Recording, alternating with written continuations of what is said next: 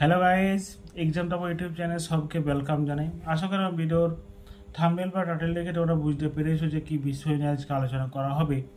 যেহেতু বন্ধুরা তুমি সবাই জানো 4 তারিখে তোমার জিএনএম এর এক্সাম ছিল।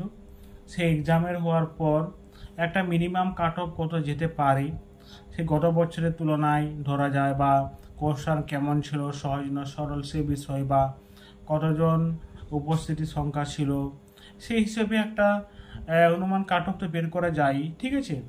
তো আমার যে সাবস্ক্রাইবাররা রয়েছে তারা একটা ডিমান্ড, তারা একটা জিএনএম এর কাট অফ একটা ভিডিও নিয়ে আসো। তো ঠিক আছে, সেই তাদের ডিমান্ড পূরণ করার জন্য আজকে ভিডিওটি, যে জিএম এর কাট অফ একটা অনুমান কত কাট অফ যেতে পারে। প্রত্যেকটি ক্যাটাগরি রয়েছে, রিজার্ভ ক্যান্ডিডেট রয়েছে, ওবিএসসি এসসি এসটি কত কাট অফ যেতে পারে, সেই কাট অফ হিসেবে তারা র্যাঙ্ক যাবে, ঠিক আছে। সেই হিসেবে তারা তারা চাকরিটি বা সেটি জিএনএম কোর্সটি করতে পারবেন। তার আগে একটি কথা বলবো, যে কাট অফ দেওয়ার আগে আমি একটা কথা বলবো যে তোমাদেরকে, যে এর কত নম্বরের পরীক্ষা হয়েছিল। হ্যাঁ বন্ধুরা, এটি মোটামুটি 115 নম্বরের পরীক্ষা হয়েছিল। টোটাল মার্কস হচ্ছে 115 নম্বরের পরীক্ষা হয়েছিল। তার মধ্যে প্রত্যেকটি প্যাটার্নে ভাগ করা ছিল। যার ম্যাথে ছিল 10, ইংলিশে ছিল 15,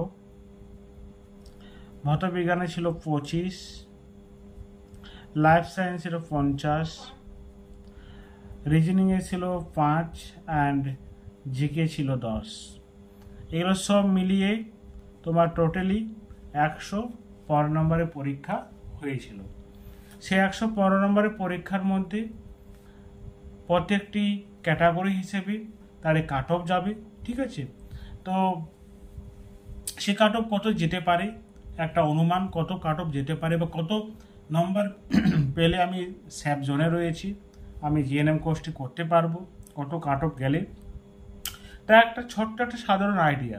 তার জন্য এই ভিডিওটি মনোযোগ দিয়ে দেখবে, এবং যদি আমার চ্যানেল নতুন হয়ে থাকেন প্লিজ চ্যানেলটিকে সাবস্ক্রাইব করবে এবং বেল আইকনটি প্রেস করবে এরকম ইনফরমেশন ভিডিওর জন্য।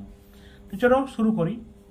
আর রিজনিং ক্ষেত্রে কত নম্বর পেলে মানে তোমরা স্যাপ জোনে থাকবে বা তোমরা লিস্টে নাম থাকবে, সেটা হচ্ছে 75 থেকে 80। 75 থেকে যদি 80 নম্বর তুমি ক্যারি করতে পারো, বা এর মধ্যে তোমার যদি যাচ্ছে নম্বর, তো তুমি 100 to 100% তোমার কি স্যাপ জোনে আসবে এবং তোমার লিস্টে নাম থাকবে, ঠিক আছে, বা র্যাঙ্কে তুমি পেয়ে যাবে। ওবিসি ক্ষেত্রে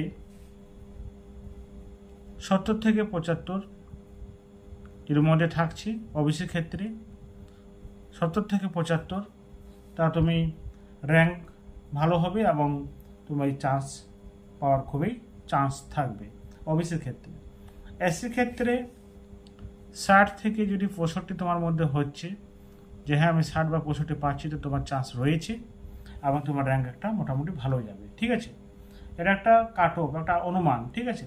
এসটি ক্ষেত্রে 50 থেকে 60, 50 থেকে 60-এর মধ্যে যদি এসটির ক্ষেত্রে যদি থাকে, এসটি ক্যান্ডিডেট যারা রয়েছে তারা যদি মোটামুটি 50 থেকে 60 করে এসেছো শিওরলি, বা 50 থেকে 60 পাচ্ছ, তারা তোমরা স্যাপ জোনে রয়েছো, তোমার র্যাঙ্ক একটা ভালো যাবে।